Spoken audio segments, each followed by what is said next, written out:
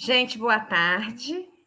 Eu quero começar agradecendo a participação de todos vocês, agradecendo ao João Pedro e ao Daniel, que estão aí no backstage, nos ajudando, ao Gustavo, que é líder do GEPTED junto comigo, e a Raquel, que vai ser mediadora.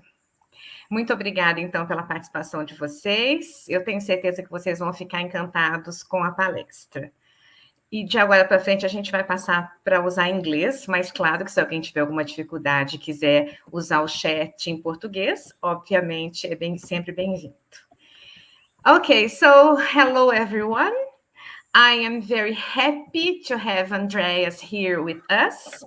I'm sure he's gonna deliver a very insightful talk. And I will now ask Raquel to kindly introduce him to the audience. Please help me welcome Andreas and Raquel Rossi. Hello, everyone. I'm Raquel. Thank you very much for joining our webinar, Pushing Pragmatics into Practice in the ELT Classroom. Our special guest today, Andreas, is a teacher, author, linguist, and Cambridge Exam Center manager. According to his profile on Delta Publishing website, he's a speaker of 8 languages, and he learned English, his 4th language, at primary school in Scotland.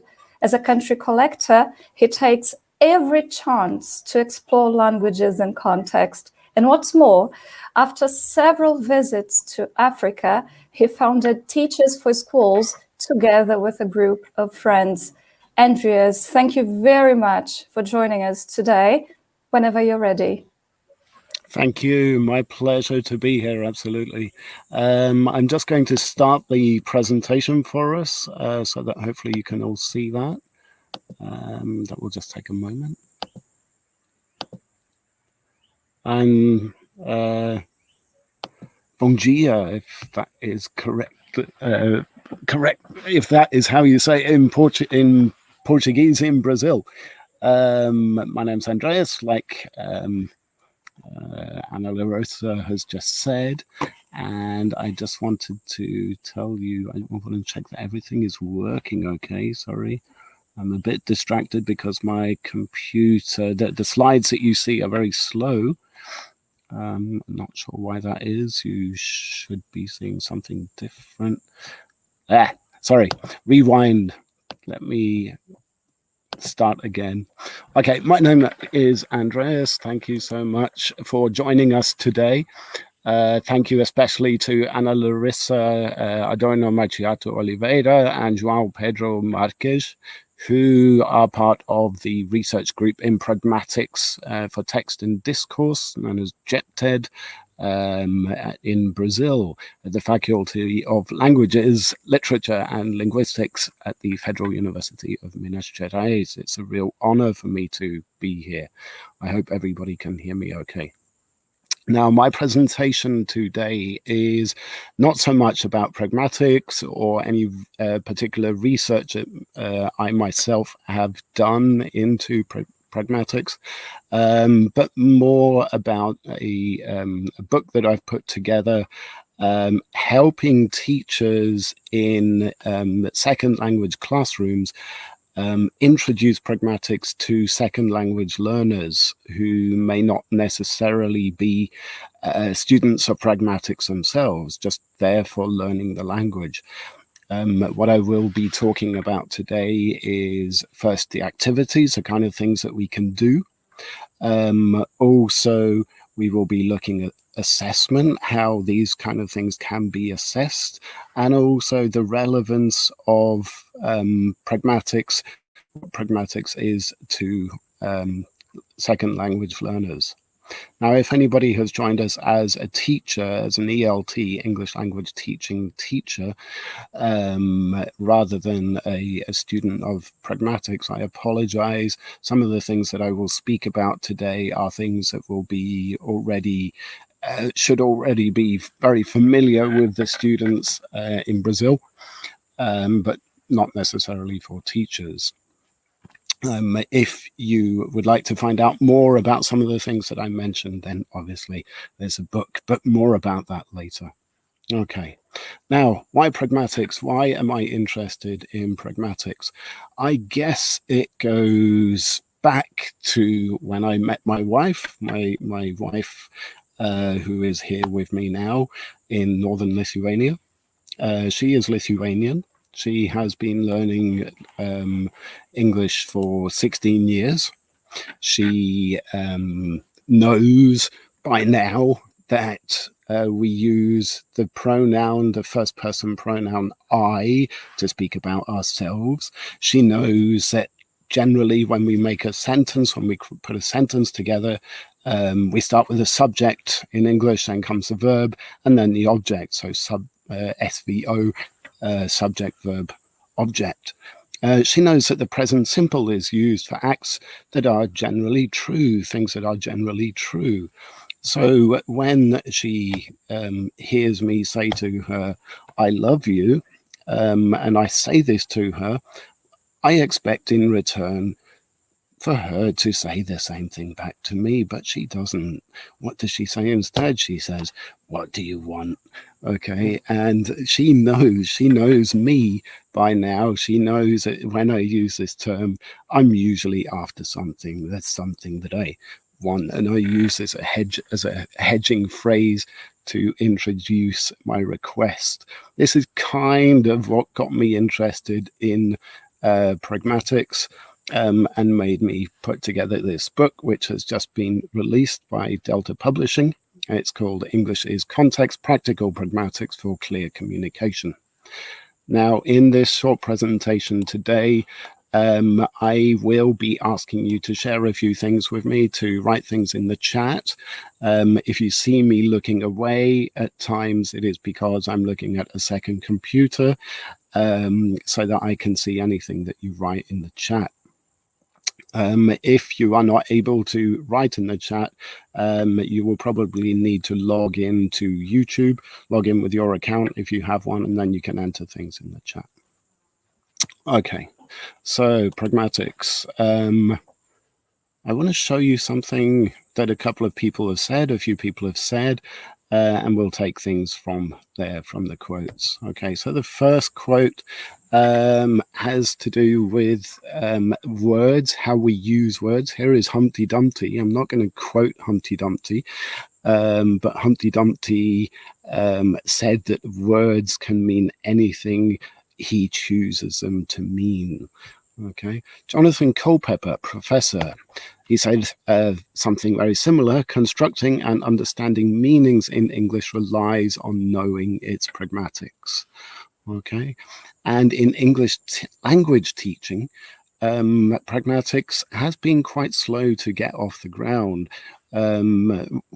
A well-known writer in English language teaching is Scott Thornbury. He said that assuming the speaker is being cooperative and not suffering from a brain disorder, we look for the meaning between the lines.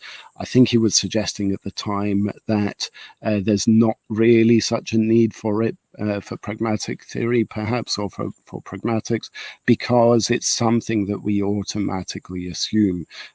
What we assume that the speaker, or we assume we know what the speaker, that learners know what the speaker wants to say. Okay, I am not so sure. I have one more quote here, but before I go on to that, let's go back to the very beginnings of pragmatics. Let's go back to the cooperative principle and Grice. Now, I'm sure you'll know Grice recognized in the language that we use that, or he proposed that we are generally not ambiguous. The things we say are generally correct, not incorrect, that we are generally informative, and we are generally relevant.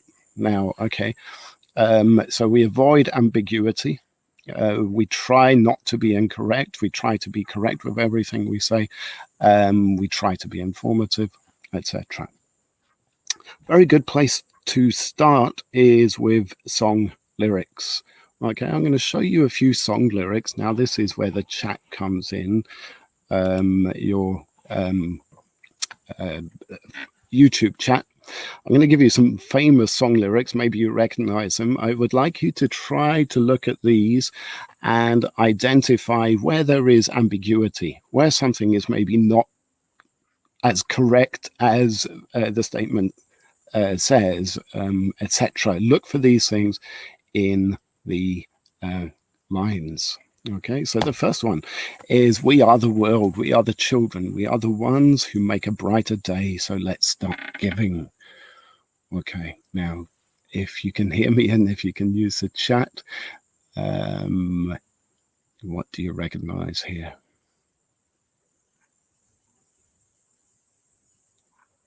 Are you with me? When we say we are the world, are we the world? Are we children? What do you recognize here?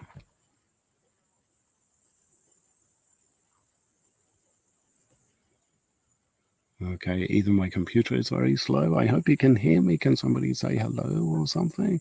Okay, let's start giving. What about let's start giving?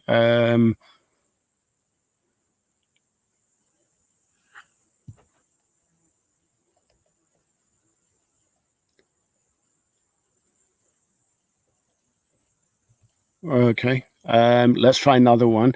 And you're here in my heart, and my heart will go on and on. Okay, the question is, sorry if that was not clear, if you didn't hear me properly. I would like you to try to find places in these lines where there is ambiguity, where something is not correct or somebody is being uninformative. Good, thank you, Isabella.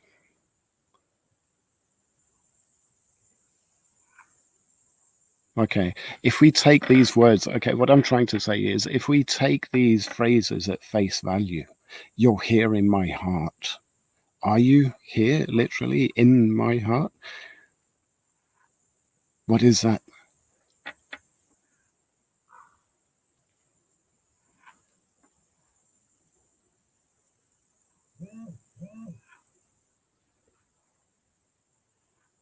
Exactly. Okay, so it might confuse Carolina. No one can be inside her heart. What do we mean by that?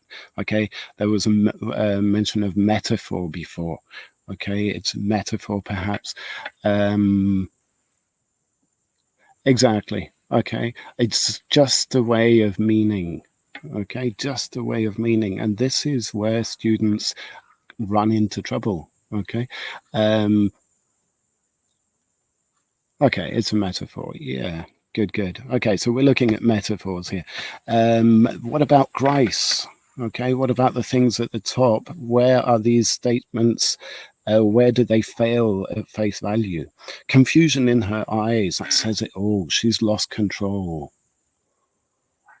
Do you know what this person is talking about?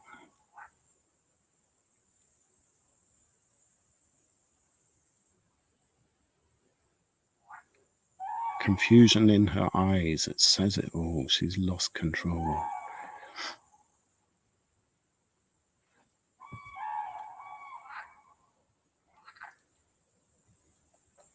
I'm going to give you a few more. Have a look at the others, see if you can identify anything where somebody is maybe being ambiguous. In songs all the time, that's maybe the beauty of songs. They are ambiguous. They have different meanings for different people. Okay, where is something that's not correct? Okay, we can't be there in somebody's heart. Yeah. Okay, let's look at some more. And everybody knows that the plague is coming. Everybody knows it's moving fast. Okay. Everybody's heard about the bird. The bird's the word.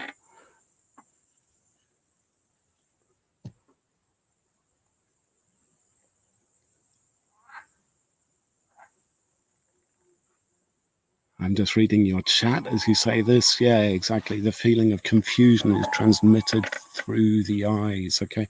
The singer, the person who writes these songs, they all maybe they haven't studied pragmatics, but they do so much with these words. They can be understood in so many ways. They can seem irrelevant. They can confuse. They can create emotions. And we do this with language all the time. Is this last one irrelevant? Yeah. Okay. What does it mean? What is the bird? That's a question. This one here, this last one, it's from one of my favorite songs.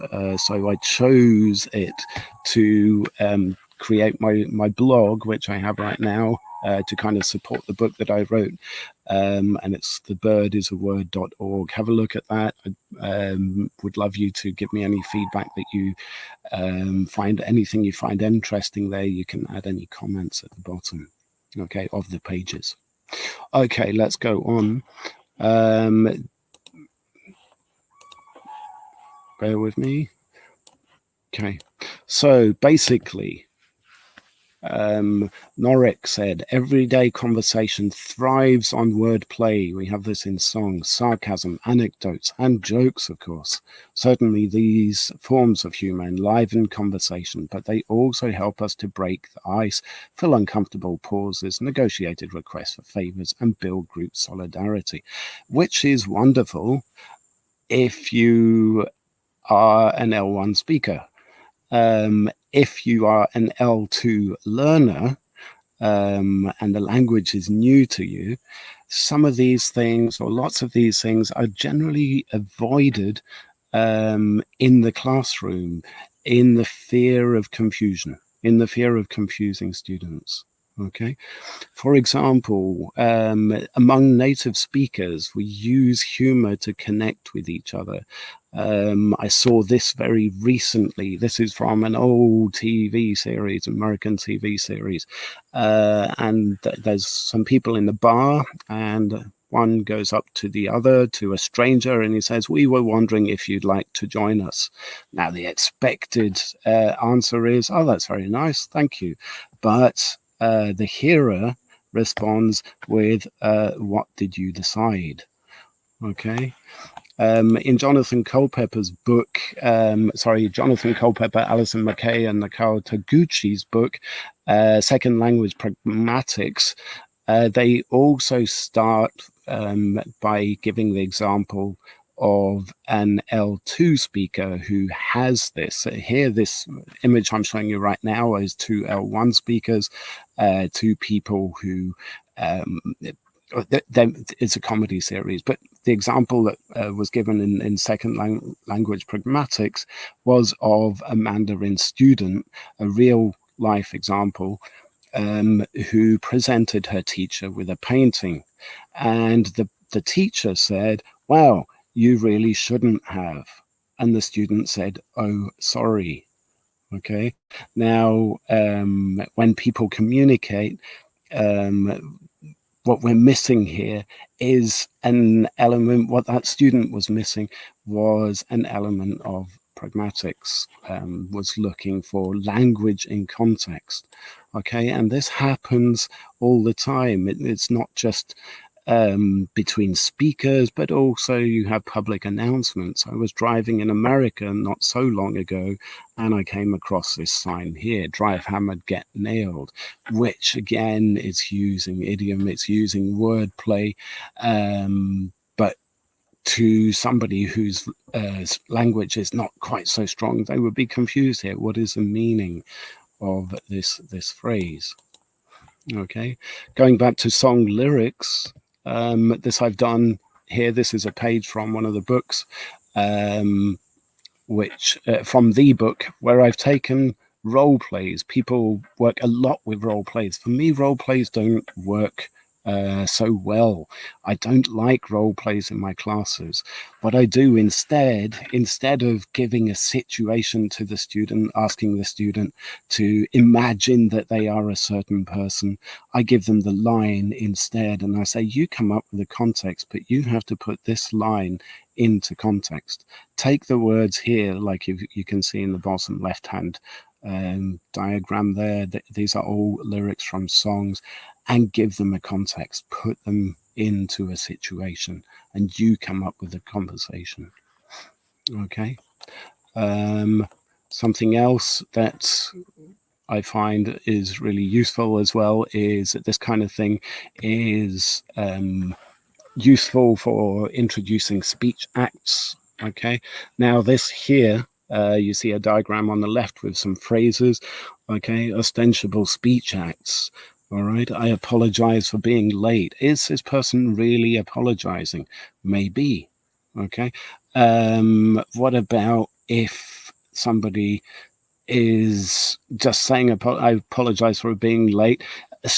One of my students arrives in the class and I say, teacher, I apologize for being late. Are they really? Are they apologizing in that moment, or are they just saying they are sorry because they know it's something they have to say? Okay, I'm sorry you feel that way.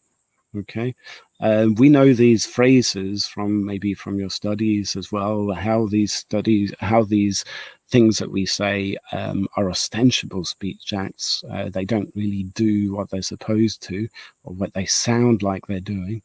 But what about in a classroom when you're with students who are not studying linguistics, but they're just learning a language on a very superficial level so that they can communicate, perhaps. Okay. Take these phrases, make it a bit more interactive, do a tic-tac-toe. Okay, so this here is a noughts and crosses game where the students have to take the phrase, they discuss the phrase, and if the teacher is satisfied with the description that they give, then they get the point, and then it turns into a game. Okay.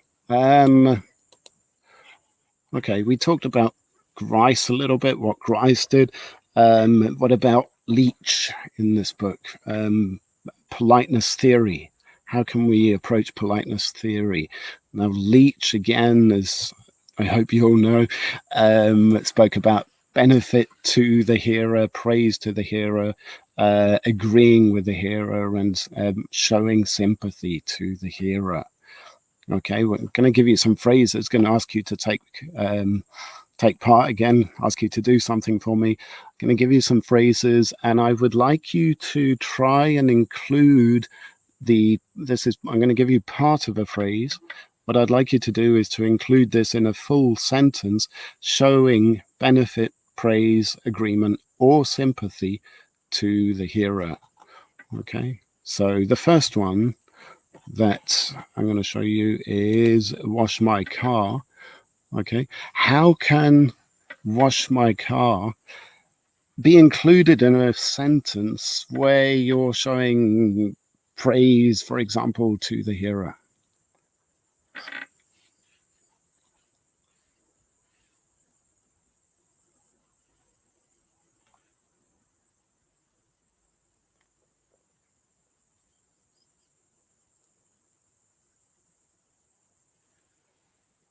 Okay, just these 3 words, wash my car, in a longer sentence where you are showing praise, where you're being sympathetic.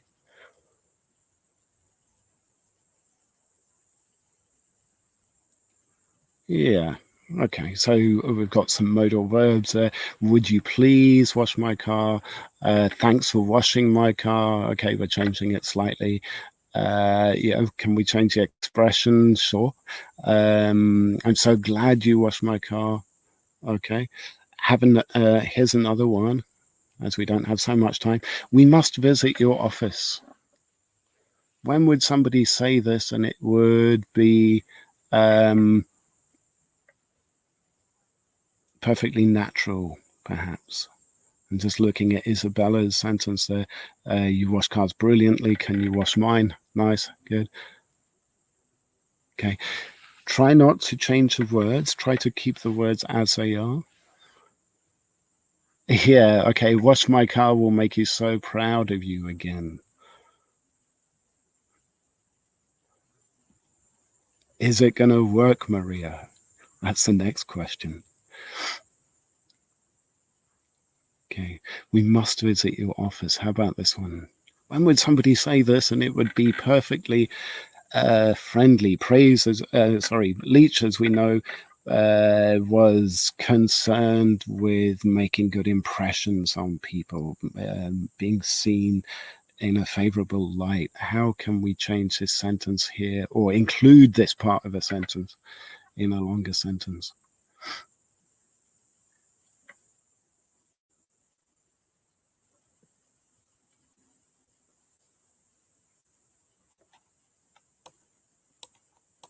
Going to give you some more to think about if you're stuck on this one.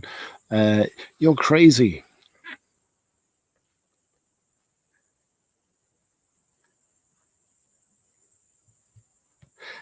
That's just wrong. And I'm so pleased you didn't get the job.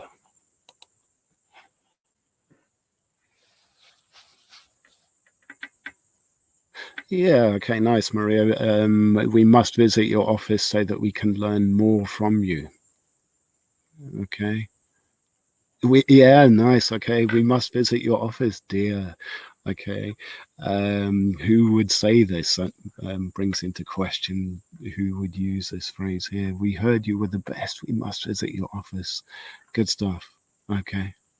You're crazy to think about that. Are you disagreeing, Adriana, with the speaker? Okay. Yes.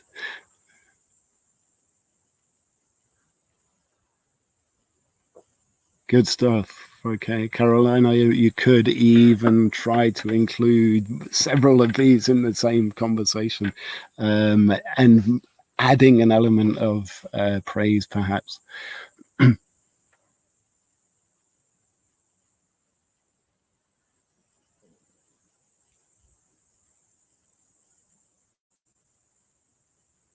Yeah, you deserve a better position. Here you're praising the speaker, okay, or the hearer, sorry. Okay. Good. Okay, so very briefly, I've shown you some ideas, some very brief ideas for what we can do, maybe with Grice, what we can do with Leach, perhaps. Nothing groundbreaking, nothing wonderful, I think. These are just very basic ideas, but they don't, what I've shown you here are still an introduction to the book. Let's have a look at some activities that you might also like. Age, sex, and location. Okay, this is from chapter 4 of the book. I'll tell you about the chapters later. These are all descriptions from dating websites. For example, this one here by one speaker, Soma. When you read something like this, okay, you might say, oh, there's a mistake there. Are you somebody to be bothered by mistakes in language? The person is trying to impress us by saying he has 153 YouTube followers on a fashion channel. How do you feel about this person? Okay, you don't need to answer, that's okay. But what is it about what this person says that maybe endears you to this person or makes you think, oh, I don't want to talk to this person? Here we've got 8 descriptions. Okay, these are slightly changed from what real people wrote. Some of them are my invention as well. But what we're doing here is looking at the impressions that people make on people with the things that they say and by the things that they say. Okay, something else that we can look at is the conditions, felicity conditions of what we say to people. You're in so much trouble, please excuse my bad language. Are the conditions right for these things? Okay, where, for example, would these statements that you see here be true? Where would they be playing with the language? Where would they be somebody trying to be funny? Okay, I wish you good luck with that. Okay, somebody writes that in an email to you and you read that. Are you going to think, well, thank you. Yeah, good luck. Yeah, thanks. I'm going to go for it. Or is the person really trying to say, look, don't do that. It's not a good thing to do. Or have you finished? Then I'll continue. Okay, in what context would you hear this? Are the conditions right for this statement? Going away from statements to individual words, something else that we can do is look at words and discuss if they are what they say they are. The word English, for example. We have words that we describe as homological and heterological. Okay, homological means that it is what it says it is. So English is an English word. Okay, so if you can follow what I say, this is it is the word English is homological. Okay, it's an English is an English word. The word Spanish is heterological because the word is not Spanish. Okay, we've got readable. Readable is right now, hopefully for all of you, readable. But if I write it in scribbles, okay, in my worst handwriting, it might not be readable. Okay, so you can look at individual words and think for yourselves, are they what they say they are? Giraffe obviously is not. Okay, it's giraffe is a word, but the word is not a giraffe. Do you follow what I mean? Okay, so I'll give you some more examples very quickly. Tell me if you think that these words are what they say they are. So let's say homological, okay, like English, or heterological if they're not. All right, try this. Americanized. Okay, just tell me in the chat. I'm going to go back to the chat and see.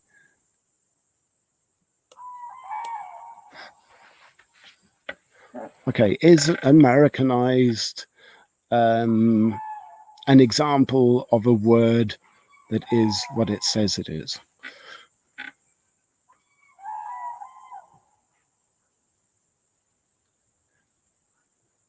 Are you with me? Do you follow?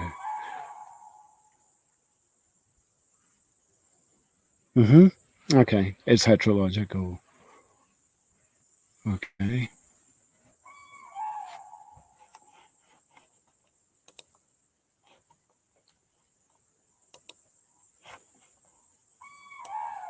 Okay. If Americanized would be spelt with a Z, okay, then it would be Americanized. But because it's spelt with an S, it's British English. Okay, and it's not an example of itself. Exactly, Carolina. Okay. What about forgettable?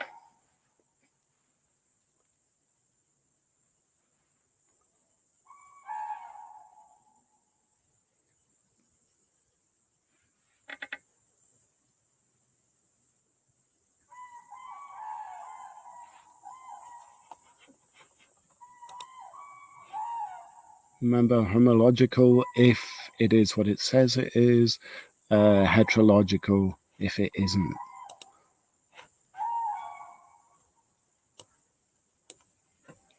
Okay, forgettable. How's your spelling? Okay, nobody's answering right now.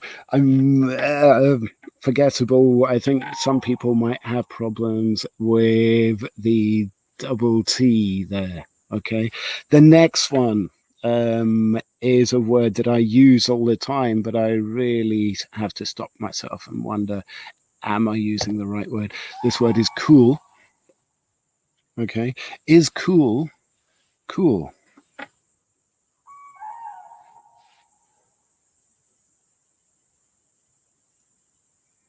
What do you say?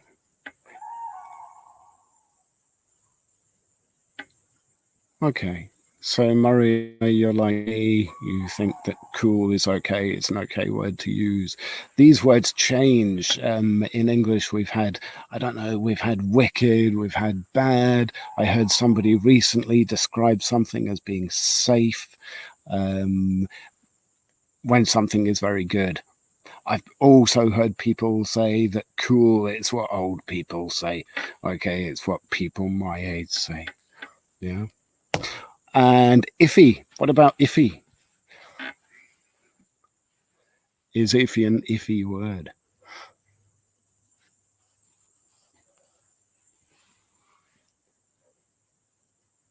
Okay, so these are just an example of some of the words that we can look at. We can go from the felicity condition down to the actual individual word, looking at is it what it says it is? It can also be a way maybe to introduce the statements, and when the statements come later and you can say, now we've looked at the words, individual words, what about the sentences? Are the sentences what they say they are? Is welcome to the madhouse actually welcoming somebody to a madhouse? Okay. All right. Let's continue. Okay. Another thing we can do is take sentences that we recognize. There's lots of ideas online for creating word clouds. I put together this activity here. In the diagram, you can see Greta Thunberg's speech that she gave in 2019. And all of the words, the more the word was used, the larger they are in the diagram. Okay, this is really interesting for when you're studying corpus linguistics or something like that as well. So the tiny words are words that were maybe used once or twice. More often, bigger, bolder. Okay, so this was a famous speech where Greta said, "How dare you?" Okay, to people, to the big people. Okay, so these are some of the activities that I've shown you from my book. I want to now go on to talk about a little bit about the application in classrooms. Okay, now the book is divided into A, B, and C. Okay, more than chapters, really. There's chapters in the book as well, but the book is divided into three, A, B, and C. A is basically a journey across history of language in context. So it starts with this argument between the continuists that language evolved slowly over time, that individual sounds were made by our primate ancestors, and argues then with the discontinuists who think that language just happened one day. Part A then takes us from that, from how language started, through the history of conversation, how conversation developed, how we converse, how we use things like anti-language, how we say things indirectly, how we imply things, the impressions that we make, and then we come up to pragmatics, and then also pragmatics in language, of course, and pragmatics finally in English. Part B of the book gives you 80 activities. Today I've only shown you very few. We don't have so much time, but there are 80 activities, and with much better descriptions than the ones that I've given you in today's workshop or in today's talk. These 80 activities are divided into 6 chapters that are loosely based, very loosely, on Brown and Levinson's politeness strategies. So there's one chapter on making impressions. There's another chapter on making people like you. Another one on maintaining respect, this kind of thing, saying things indirectly, saying things boldly. And then part C looks basically at what does it all mean for the language teacher and the learner. Okay, how can we use pragmatics in language learning classrooms, and what are the big exam boards doing about this, recognizing this growing need for pragmatic awareness from students. Okay, The American Council on the Teaching of Foreign Languages, ACTEFL, for example, has the following descriptors. Just going to show you these quickly. Okay. To be a distinguished speaker, ACTEFL says that you must be able to understand a wide variety of forms, styles, and registers of speech on highly specialized topics in a language that is tailored to different audiences. It also says a distinguished speaker can comprehend implicit and inferred information, tone, and point of view, and can follow highly persuasive arguments. The distinguished speaker can understand unpredictable turns of thought related to sophisticated topics, comprehend oral discourse that is lengthy and dense, structurally complex, rich in cultural reference, idiomatic and colloquial, and process a speaker's use of nuance and subtlety. Nuance and subtlety, what wonderful words. What does that mean? To me, it all suggests pragmatic awareness. Okay, it's all moving in that direction. The problem, though, of course, is how do you test pragmatic awareness? We have several tests out there already. I'm going to show you some examples of the kind of questions that you might see in these tests. So one thing that we can do is this.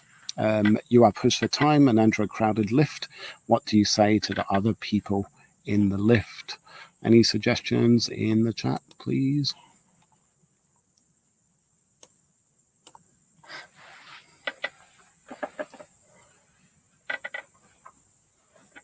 What would you say?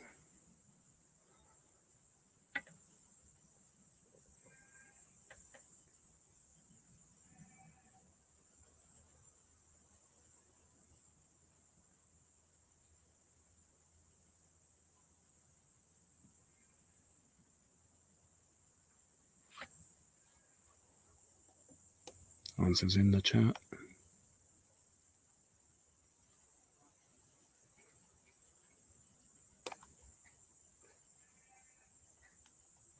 Okay, so do you just say move aside from me? Do you say excuse me? Would you? Yeah, okay. I'm saying English, come Alice, Alice, I think. Oh my, how crowded it is. Okay, so you're not really saying anything directly. You're being a bit off record there. How crowded it is, hoping that the other people will recognize what it is you want and move aside. It depends whether you're trying to be polite or not. Exactly. Okay. What does polite mean? That would be my question. Okay, excuse me. All right, yeah. Okay, we go with the intonation. Sure. Okay, so there's a number of answers that we could give here. Sorry for the inconvenience, but I have to get in. I'm late for a meeting.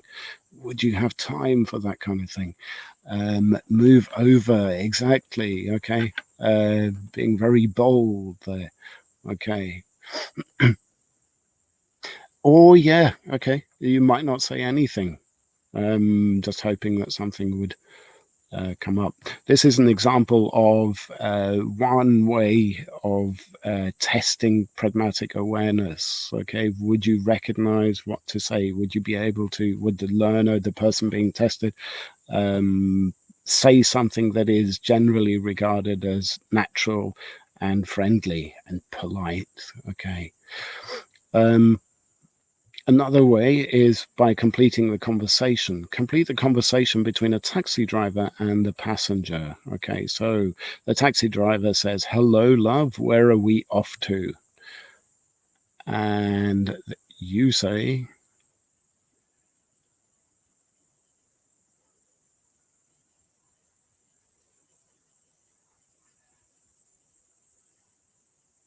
how would you respond to the taxi driver who says this?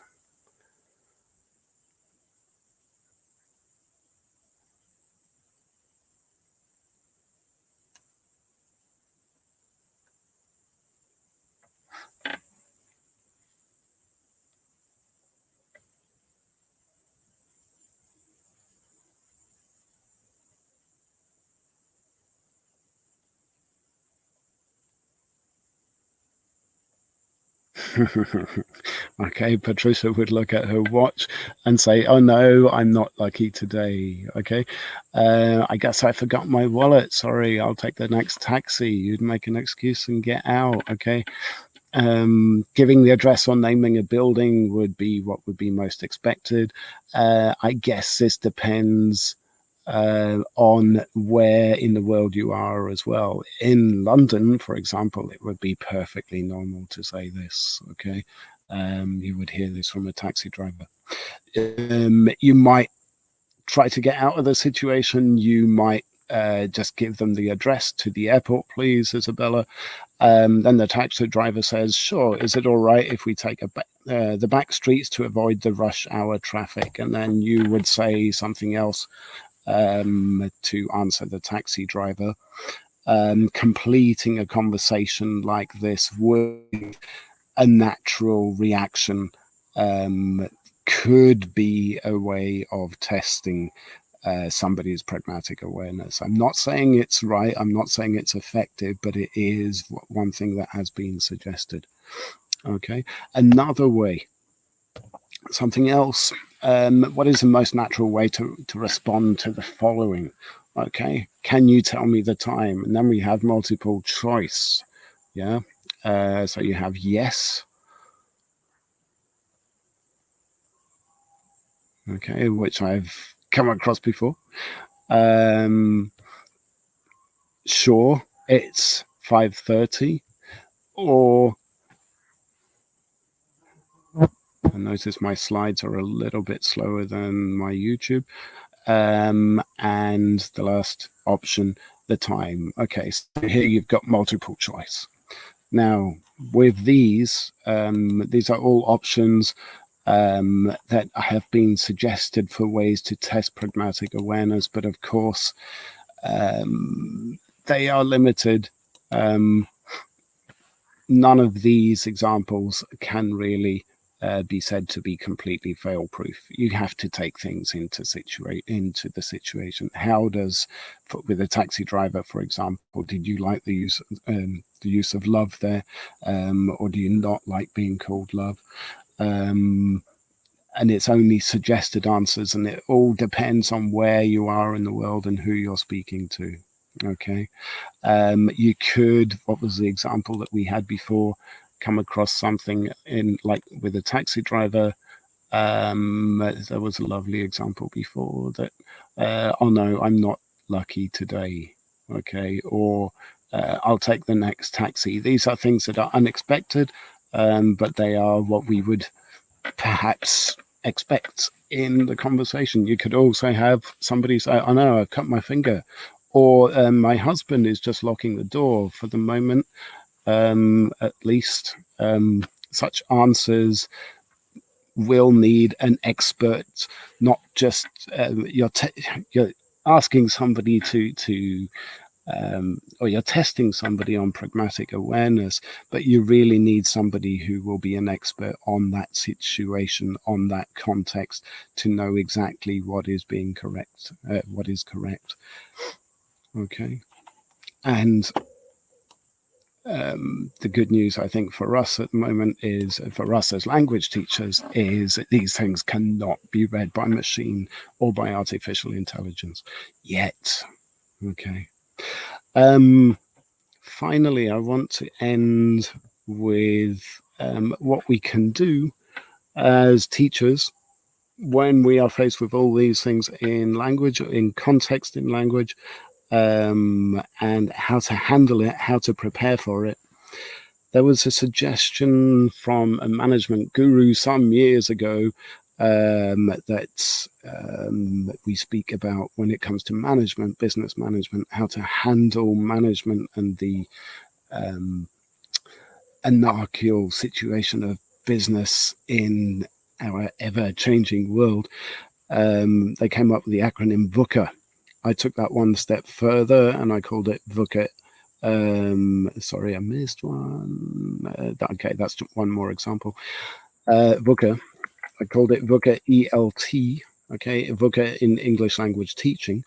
So in our classes, to prepare students for context, for pragmatic awareness, to help to grow this. VUCA, in my case, stands for Vibe, Unpredictability, Challenge, and Application. Okay, which gives method to the madness, reasons that which may seem unreasonable, and provides structure to that which is unstructured. If you are interested in finding out more about VUCA, I have started a Facebook group. I'm not quite sure where that's going right now, but if you look for VUCA ELT on Facebook, if you're there, please join us and give us your suggestions as well. Let us know what you think. Okay, finally, I'm going to tell you about the book again. Okay, if you want to find out more about the activities, like I say, you can get much better descriptions than the ones I've given you today. In this book here, you have a full page with details. It puts things into context, tells you where you can go with it. That's here, that's available from Delta Publishing. There's the blog. There's also another Facebook group that you might be interested in. I'm looking at the role of impoliteness this time, impoliteness in language education.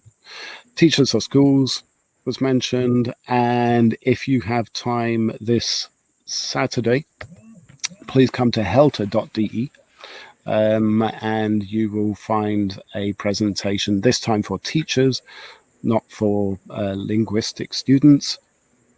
But it might hopefully be something of interest there for you too. You just need to register for that beforehand. And I'd be very happy to take any questions if we have time for that, either perhaps on the chat or Anna, Larissa, Raquel, and Gustavo. What do you say? Anybody has a question or would like to make a commentary, you're free to either use the chat or to perhaps, I don't think they can unmute and say anything. It should be over the chat. Yeah. Okay, sure. While we're waiting for those, I'm just going to go forward in the presentation to some sort of recommended reading for you. These are maybe books that you're not familiar with, but all connected to language teaching. Wonderful. Yeah.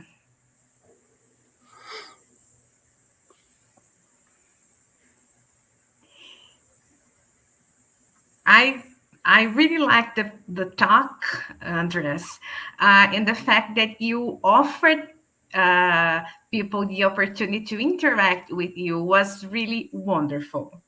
And you also offered them feedback, which I really appreciate. Really nice. Thank you. I didn't expect. I was expecting a much more formal lecture, and then you came with this very easygoing way to deliver a lecture, which I really appreciate. And I'm sure people loved it because they really took part. Thank you. Good. Yeah, it's here it's quite late in the evening. I know for you it's Saturday afternoon, not Saturday afternoon. Where are we? Monday afternoon. So maybe you need something where you can be a bit more active in the presentations. Good. I see a question here. The book suitable for beginners or even real beginners? I start with there are activities in the book. Anna, Larissa, you've seen the book as well, I hope. I think you received I have a the copy. book with me. Hang on.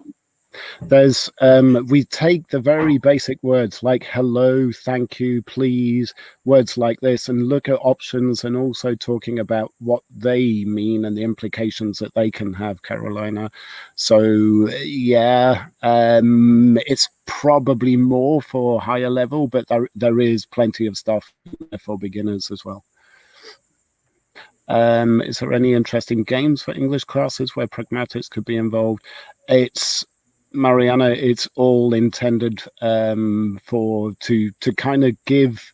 It's mainly games. It's a lot of games, a lot of good fun activities to create an interest in an element of pragmatics. So it's very introduces it very loosely, like the felicity conditions thing that I showed you there was very basic, but then you can take that off and create class projects, do much more with it. And it gives you suggestions for that as well. And I also think there's a lot of room for some kind of adaptation. I think as teachers, we can now adapt your insightful ideas and make them work in our classrooms. Not only for oral communication, but also when students are texting in English, for example, or even when they're writing. So I see as your book as a very inspiring resource for language teachers in general. Thank you. Yeah, and I encourage that as well. The only thing that I would ask, if you do take any of the activities and you do create your own things with it, please tell me about it. I would love to know. Yeah, any feedback, what works for you, and also if anything doesn't go so well for you. We can provide you with positive feedback about the book. I have the book here with me and I really like it. Yeah. Hope you can get one too. Okay. Also, before we do finish, I want to show you my references as well to the talk today. Okay, you want to share one more slide? Oh, sorry, that ended. Yeah. It was just the references. Yeah. Okay.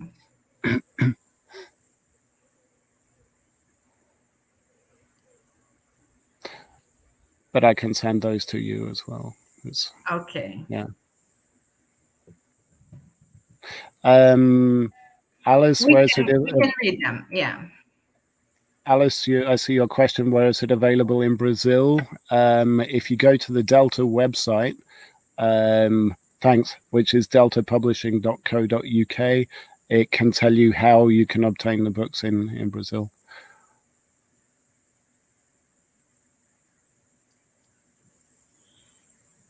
Okay, there's a link for you to ask for your certificates in case you need a certificate to be issued. I kindly ask Danielle to please copy and paste the link again. Okay. Anybody else has anything they'd like to say or ask? Are you all fine? Okay, thank you, Raquel, Gustavo, and Andres for for being here with me, for joining me in this lovely talk. I really think it was very inspiring and insightful, and I hope I can see you again in Brazil, Andres, after the pandemic ends. I would love to come to Brazil sometime, yes, to see you all in person. And muito obrigado a todos. And boa sorte. Obrigada. See you. Very kind of you. Thank you. Okay.